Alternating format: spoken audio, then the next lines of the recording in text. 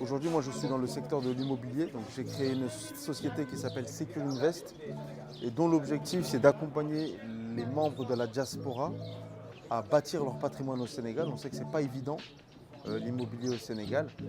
Et j'ai également une autre société, une autre structure qui s'appelle Sénégal Global Connect, dont l'objectif, c'est de centraliser les synergies tant autour de l'entrepreneuriat, de l'humanitaire et notamment avec les acteurs des développements locaux, c'est-à-dire les municipalités, l'administration publique, de créer des synergies avec tous ces acteurs-là pour faciliter le développement et surtout mettre en avant les opportunités qui existent et faire en sorte que ces opportunités-là soient visibles. C'est suite à un échange que j'ai eu avec Monsieur Maguette-Sen, on s'est eu au téléphone une fois, on a échangé, donc je lui ai parlé de Sénégal Global Connect, donc qui est vraiment, on peut dire, l'image du Radel, mais pour la diaspora, c'est-à-dire de centraliser, de regrouper les gens qui souhaitent investir pour faire en sorte de faciliter les investissements au Sénégal. Et lui, au même moment, il montait le Radel où il souhaitait lui centraliser les mairies, les localités pour centraliser les opportunités. C'est-à-dire que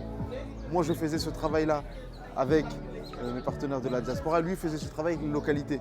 Et donc quand on a eu l'échange, on s'est tout de suite compris parce qu'il était dans la même logique que moi. Et donc c'est naturellement qu'aujourd'hui je me retrouve au lancement du mouvement du Radel. J'avais déjà fait une première édition, une première réunion avec eux. Et les synergies sont vraiment évidentes parce qu'on est dans la même logique, on est dans la même dynamique de dire on ne va pas attendre que ça arrive, on va s'organiser pour le faire. Et je pense que le maire Maguette-Sen est exactement dans cette dynamique-là. Nous, au niveau de la diaspora, on est également dans cette dynamique-là de dire qu'on ne va pas attendre que ça tombe sur un plateau, on va s'organiser.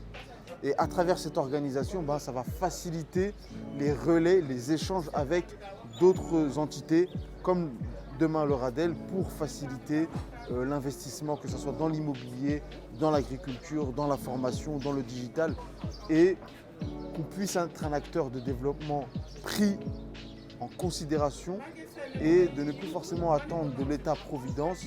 Et je pense que la logique de décentralisation va totalement dans cet objectif-là. Les d'investissement au Sénégal sont tellement nombreuses qu'on ne peut pas les compter. Et quand il dit qu'on est assis sur une mine d'or, moi je vois très très bien l'image. Ne serait-ce que l'immobilier, on a un grand nombre de nos frères et sœurs de la diaspora qui souhaitent revenir aujourd'hui. Il y en a beaucoup qui sont déjà revenus, d'autres qui souhaitent franchir le pas. Et je pense que le Sénégal, l'État, les maires ont un rôle majeur à jouer sur la réimmigration de la diaspora au Sénégal. Et ça commence par le foncier. Parce que si on veut développer une activité dans son pays, il faut déjà qu'on ait un pied-à-terre. Le pied-à-terre, c'est la base de tout. Et donc le foncier est un élément très très important déjà en termes de développement, en termes de recettes pour les localités et surtout de facilitateur pour montrer à la diaspora que c'est possible d'investir dans l'immobilier en sécurité. Et je pense que l'objectif du Radel rentre également dans cette attente de faciliter ce type d'investissement, mais on a également l'agriculture. On a des terres qui sont innombrables, qui ne sont pas utilisées. Donc là également, il y a un gros vecteur économique. On a également la formation. On sait qu'on a une population au Sénégal qui est très jeune et qui a besoin d'être formée. Donc il y a des synergies à faire entre les besoins qu'il y a au Sénégal et je pense que la diaspora a également un rôle majeur à jouer dans le développement du Sénégal. La diaspora a déjà fait énormément. Si on voit aujourd'hui tout ce qui a été fait au niveau des villages, des centres hospitaliers, des dispensaires, des écoles, on voit que la diaspora a contribué massivement, qui a quasiment développé toute la sous-région, tout le Fouta.